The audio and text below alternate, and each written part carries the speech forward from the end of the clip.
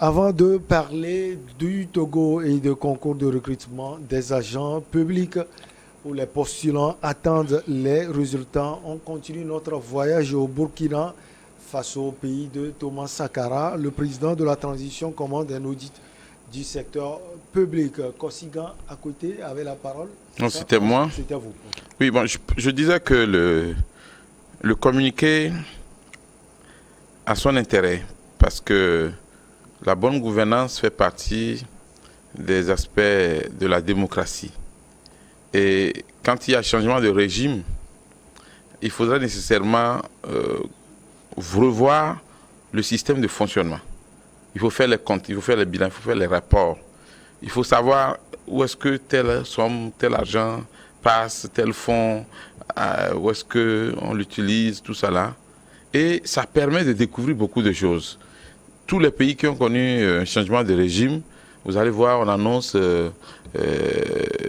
une avancée de l'économie. On dit, ben, écoutez, contrairement à l'année passée ou aux 5 ans passés, voilà ce que nous avons eu comme gain pour le pays en termes économiques. Donc ça, c'est normal. L'autre chose aussi, c'est le respect du travail et des heures du travail. Vous savez que c'est devenu une habitude, et je parlais du Togo en disant que les vendredis sont maintenant devenus carrément le début réel du week-end à partir de 11 heures. À partir de 11 heures, dans beaucoup de services, c'est à peine si vous trouvez la secrétaire ou au moins un agent. Et puis les gens pensent que c'est normal. Et on prétexte qu'il y a le week-end, c'est les jours de funérailles. Mais les jours de funérailles, le travail continue jusqu'à 18 heures au moins. Jusqu'à 18 heures au moins dans la fonction publique. 17h30, 18 heures. Et bien s'il y a urgence, pour l'État, vous devez rester. Quitte à réclamer des droits d'heures supplémentaires après, comme le prévoit la loi du travail. Donc aujourd'hui, on constate qu'il y a un laisser-faire, un laisser-aller. Et quand un nouveau régime vient, il faut qu'il impose ses règles. Mais inutile que ce soit un communiqué présidentiel, puisque même les ministres ou le Premier ministre peuvent se charger de cela. Il s'agit de faire prendre conscience aux directeurs de société que nous avons obligation de résultat. Et vous devez veiller à ce que tous vos agents puissent travailler pour l'essor du pays. Ce n'est pas le moment de dormir. Après une révolution, après un coup d'État, si vous ne mettez pas les gens au travail, mais on va vous vomir très vite. La population se fâche, se lâche, est très vite, se délasse vite de ces nouveaux dirigeants parce que on a confiance en vous, vous venez et puis après on dit mais on préfère les anciens parce que eux au moins à leur temps, vous avez entendu la formule, au temps de Yahi au moins on mangeait à notre faim. Je pense que c'est important et chaque nouveau régime essaie de montrer que on va gouverner autrement et c'est comme cela que j'explique le communiqué du président du Faso. Mais en toute réalité, on n'a plus besoin de beaucoup de discours, il faut plutôt des actes. Combien de temps on va faire au pouvoir avant d'organiser réellement les élections pour laisser le pouvoir aux civils? Parce que normalement, la gestion du pouvoir, c'est aux civils de gérer le pouvoir et les militaires doivent veiller à la sécurité du pays. Et c'est une excellente question. J'allais vous poser cette question, même si ce n'est pas le thème du jour. La durée de la transition est connue au Burkina Faso. On parle de 3 ans. Comment vous voyez cela? Bon, si je les prends de fait, on, le deuxième nom du Burkinabé, c'est l'homme intègre. Donc, prions que Damiba soit intègre dans l'exercice du pouvoir et qu'à 3 ans pile, il puisse passer la main à un nouveau régime qui sera élu. Cela dit que tous les partis politiques, la société civile et tous les Burkinabés puissent lui prêter main forte, de sorte que tout soit fait, que ce chemin soit fait dans la concorde, dans l'unité, et que leur seul ennemi soit les terroristes qui aujourd'hui les dérangent et les privent de paix.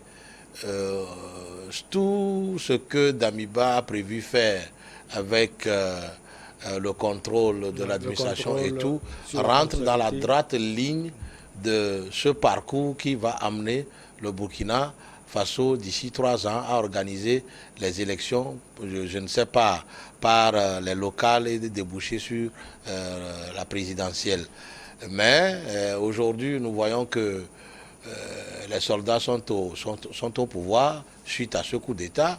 Il va falloir que les militaires s'assument et laissent une très bonne renommée à la fin des 36 mois. C'est ce qui importe. Le reste, ce n'est pas important.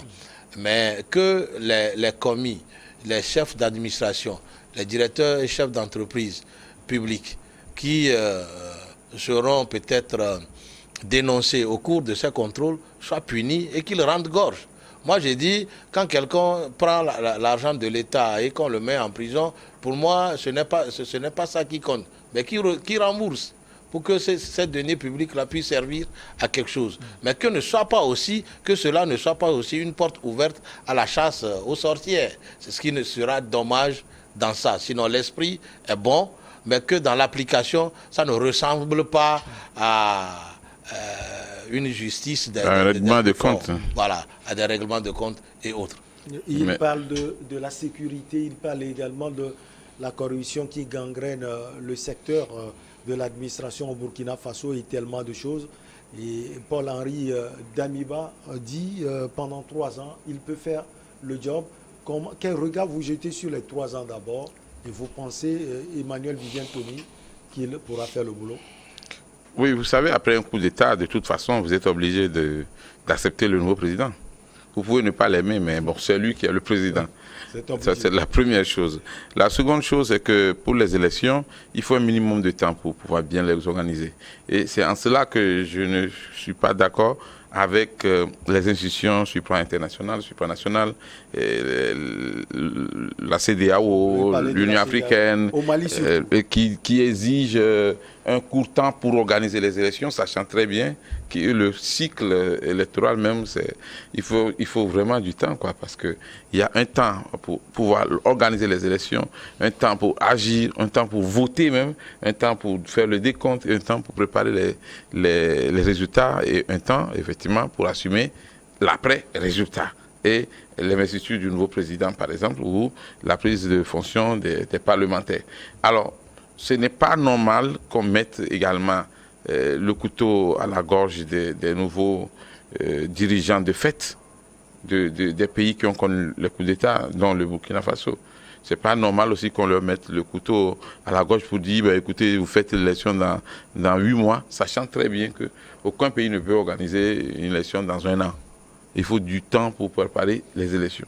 Déjà, si on parle de programmation budgétaire, les élections de 2023 doivent être déjà dans le budget à partir de 2022. Donc, on ne peut pas nous dire cette année, en plein exercice budgétaire, organiser les élections. Non, ce n'est pas possible. Mais c'est vrai qu'après un coup d'État, c'est une occasion spéciale.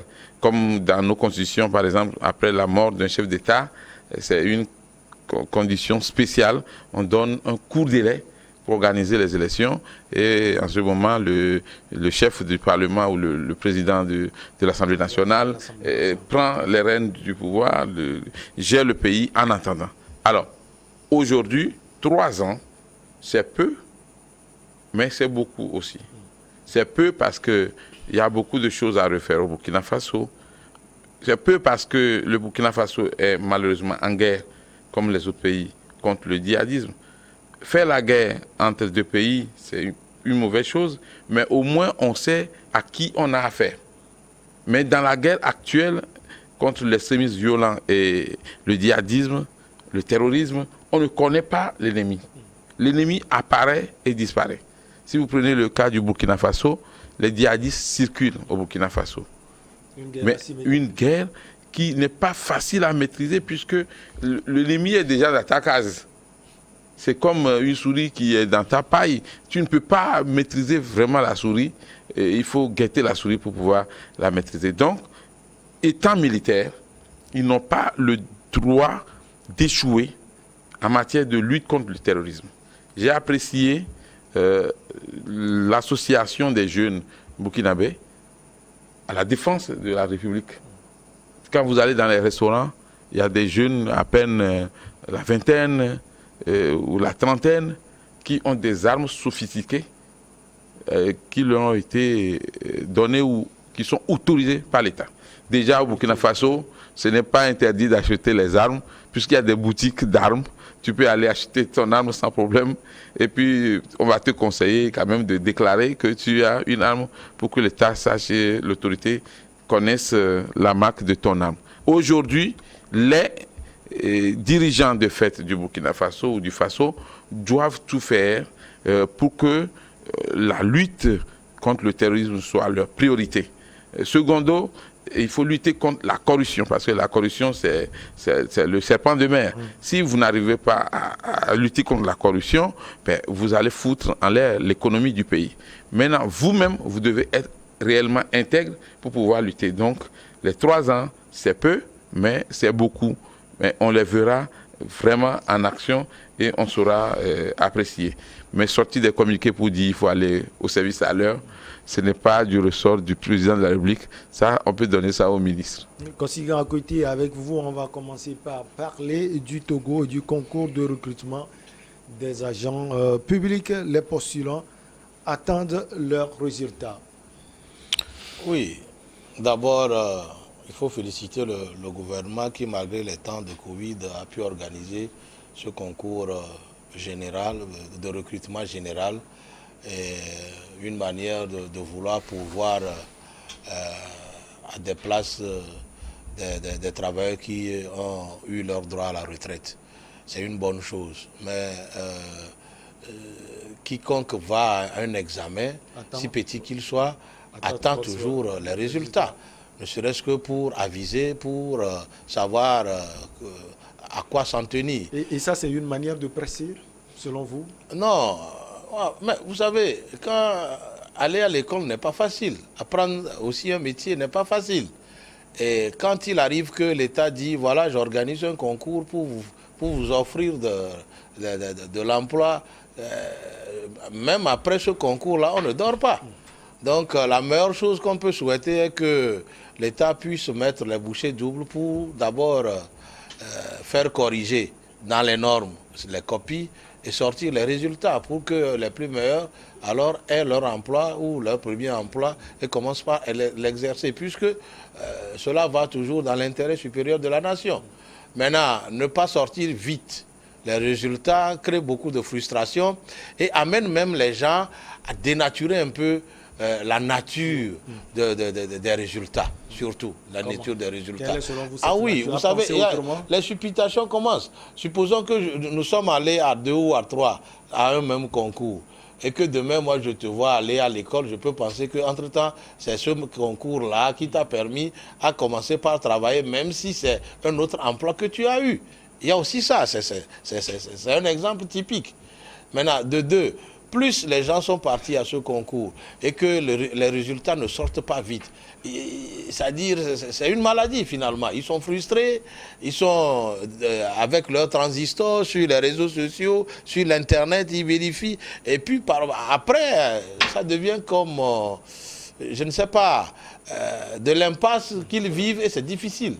C'est difficile. Et donc, pour donner plus de crédit même à l'État, il va falloir aller vite aux résultats pour que, ok, les gens savent à quoi s'en tenir. C'est aussi ça. Attendre les résultats, Emmanuel Vivien Thomy, c'est une manière aussi de prouver à suffisance qu'on a hâte de commencer par travailler. On a hâte de commencer par travailler, c'est une bonne chose. Mais je dirais tout d'abord que l'État ou le gouvernement est à féliciter. On doit féliciter le gouvernement pour avoir organisé ce concours de recrutement général.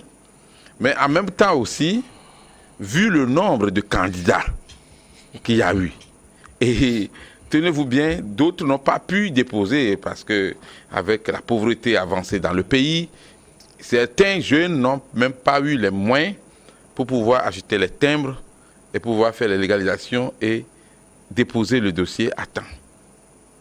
Je connais des jeunes qui se sont plaints ou qui n'ont pas pu réunir les moyens à temps. En plus de ça, il y avait eu aussi la lenteur de l'administration. Certains ont demandé leur attestation et il fallait perdre du temps d'abord avant de l'avoir. J'ai aimé le fait que le gouvernement prenne la décision de reporter la date de dépôt initialement prévue pour permettre à d'autres jeunes qui n'avaient pas pu déposer leur dossier. Aujourd'hui, ils ont passé effectivement le concours et les résultats ne devaient pas trop traîner. Mais je pense qu'il est très important que l'État encourage aujourd'hui l'auto-emploi. Parce qu'on ne peut pas formater l'idée, la mentalité des jeunes que si tu veux être quelqu'un dans la vie, ça veut dire que tu travailles dans la fonction publique. Alors que les plus riches ne sont pas dans la fonction publique. Les plus riches, c'est les hommes d'affaires, c'est les entrepreneurs, c'est les gens qui sont à leur propre emploi, qui s'auto-emploient. Alors, des gens qui s'auto-emploient et qui créent plus d'emplois que l'État. Si on veut être, on peut le dire comme ça d'une façon générale. Regardez le nombre de jeunes qui s'étaient alignés devant les lieux de dépôt de candidature pour ce recrutement. Vous allez vous dire, mais attention, il y a un problème. Il est très important que les ministères qui ont cette charge-là commencent par créer des programmes pour faire prendre conscience à la jeunesse que on ne peut pas tous être dans la fonction publique. On peut s'auto-employer et être encore plus à l'aise. Il y a un jeune qui a essayé de faire un calcul en disant, si tu travailles dans la fonction publique jusqu'à ta retraite et que tu es à presque 400 et quelques mille, tu te retrouves avec 72 millions à la fin de ta carrière. 72 millions à la fin de ta carrière, si tu veux construire une maison en bonne et due forme, combien tu vas dépenser dedans? Si tu dois avoir une bonne voiture, combien tu vas descendre? Vous n'aviez pas enlevé les frais. Voilà. Et donc, et vous allez manger, vous allez nourrir les enfants, vos enfants vont à l'université, vous allez dépenser. Donc, aujourd'hui, il est important aussi que ça rentre dans nos cultures en Afrique et surtout au Togo. Il est important que même si on est fonctionnaire, qu'on ait son champ de maïs, qu'on ait son champ de manioc, qu'on cultive du citron, et qu'on cultive du taro, qu'on plante du citron, ainsi de suite. Il faut que le Togolais sache que on n'est pas tous obligés d'être fonctionnaires. On n'est pas tous obligés d'être dans la fonction publique. On n'est pas tous obligés de s'asseoir derrière un bureau, être en veste, bien habillé. Non, on peut travailler autrement. On peut utiliser ses propres ressources, on peut prêter de l'argent dans les banques. Il faut justement que les banques aussi simplifient les procédures de crédit. Il n'y a que chez nous, ici au Togo. Parce que ce n'est pas la même chose dans les pays anglophones. Dans les pays anglophones, si on est sûr que tu vas faire l'activité pour laquelle tu demandes le crédit, on vérifie ton compte, on vérifie tes mouvements, on te prête de l'argent. Mais ici au Togo, pour prêter de l'argent pour faire une activité économique, c'est devenu une affaire. Mais ça aussi, on ne dit rien. Je pense que le gouvernement, notamment le ministre des Finances, doit essayer de sensibiliser et de faire prendre conscience aux institutions bancaires que pour contribuer à l'essor de l'économie du Togo, il faudrait aider les jeunes. Ce n'est pas parce que la personne n'a pas beaucoup d'expérience qu'il ne faut pas lui prêter de l'argent. Un jeune qui demande 5 millions, mettez-le à l'épreuve. D'autant plus que le gouvernement a créé des fonds de garantie. Diriger le jeune va voir tel fonds de garantie pour que nous aussi, nous soyons rassurés. Aujourd'hui, on attend les résultats du concours de la fonction publique, mais je pense que l'État a une responsabilité lourde. Le gouvernement doit faire prendre conscience que tous les Togolais ne seront pas dans les bureaux. Il faudrait que certains Togolais créent des emplois pour leurs enfants, et pour leurs proches, et pour d'autres jeunes. Si vous prenez les grandes sociétés européennes, c'est des sociétés familiales. C'est des sociétés familiales. C'est le grand-père qui a créé une structure de fabrication de chaussures, de fabrication de vestes, de fabrication d'habits, de fabrication de savon. Son enfant gère, le petit-fils gère, et l'arrière-fils est envoyé à l'école pour se spécialiser dans un domaine qui manque. C'est la même chose partout. Mais pourquoi pas chez nous? Nous, c'est nos États maintenant qui signent des conventions avec ces sociétés qui sont des sociétés au début familiales. Il est très important que le gouvernement mette l'accent sur la sensibilisation pour que le Togolais sache, les jeunes sachent que ce n'est pas seulement dans la fonction publique qu'il y a l'argent, c'est ce qui amène aussi à voler. Il faudrait que les gens s'auto-emploient. Et il faut faire ce qu'on appelle l'adéquation, formation, emploi. Oui, seulement que l'idée de mon confrère est très géniale. L'État même, entre-temps, a accordé, je crois, 20% des marchés publics aux jeunes entrepreneurs. Mais comment est-ce que ces marchés-là sont passés? C'est aussi ça. Souvent, sur vos plateaux, j'ai toujours dit qu'il est nécessaire que l'État puisse avoir un œil dans la passation des marchés au Togo. L'État est déjà un œil. Hein. Non, si vous prenez tous les ministères, même les mairies... Non, pas suffisant. Laissez-moi parler. Ce n'est pas suffisant. On a encore 3 minutes, s'il vous plaît. Vous savez, comment est-ce que ces marchés-là sont passés? Aujourd'hui, quand vous demandez à un jeune entrepreneur de vous faire voir une attestation de bonne exécution de travail datant de 2 ans ou de 3 ans, or qu'il vient de commencer, vous ne lui donnez pas la chance de faire quelque chose. Maintenant, rentrons dans les sous-traitances. On peut dire qu'il peut sous-traiter. Rentrons dans les sous-traitances. Est-ce qu'il sera payé? Il ne sera pas payé. C'est-à-dire que c'est une politique où les grands broient toujours les petits qui viennent et qui les découragent. Ce qui fait que les gens créent les sociétés, mais reviennent chercher du travail parce que ça ne marche pas. Disons la vérité. Donc l'État doit favoriser. L'État doit faire ce qu'il est en train de dire, c'est-à-dire d'éviter la pression. Oui, parce que encourager ces jeunes-là par les soutenir. Vous savez, il y a beaucoup de programmes aujourd'hui mis en place pour les jeunes, mais beaucoup ne connaissent pas. Beaucoup ne connaissent pas comment, alors quelles sont les formalités. Mais ça aussi, ce n'est pas la faute à l'État, parce que vous savez, les jeunes doivent aller aussi à l'information. Je vais vous dire quelque chose. Entre griffes, c'est parce que ceux qui sont mis là-bas les protègent pour les leurs. C'est aussi la réalité. Il y a une rétention d'informations qui font qu'il y a d'autres jeunes qui ont des projets, des bons projets, mais qui ne trouvent jamais de soutien et qui restent à la maison. Donc, il est bon que l'État puisse amener tous ces jeunes-là, ou tout entrepreneur, à avoir de la chance pour pouvoir prospérer dans les activités. C'est aussi ça la réalité. Donc, une minute, Emmanuel Vivien-Tomi. C'est bon que l'État organise toujours les concours de recrutement pour la fonction publique, mais il est nécessaire aussi que l'État, je veux dire surtout le gouvernement, encourage les jeunes à s'auto-employer parce que l'auto-emploi, c'est une garantie pour la fin du chômage de la jeunesse. Dans un pays comme le nôtre, il est très important qu'on puisse faire l'adéquation, formation, emploi, et que le jeune ne s'attende pas seulement à rester derrière un bureau pour attendre la fin du mois qu'on lui donne quelque chose, mais que le jeune, même s'il travaille dans un bureau, ait sa propre structure qui lui permette aussi d'engager d'autres. Pourquoi pas insister sur le format des sociétés familiales. Merci beaucoup à vous, ça a été un plaisir. Kosigan Akwete, président de l'Alliance Jeunesse et Développement, de vous avoir sur ce plateau. Merci également à vous. Merci beaucoup. Emmanuel Vivien Tomi, vous êtes journaliste et directeur de publication de Plume Libre. Merci également à vous. Merci surtout pour vos encouragements. On se retrouve la prochaine fois, toujours avec le même plaisir. À très vite.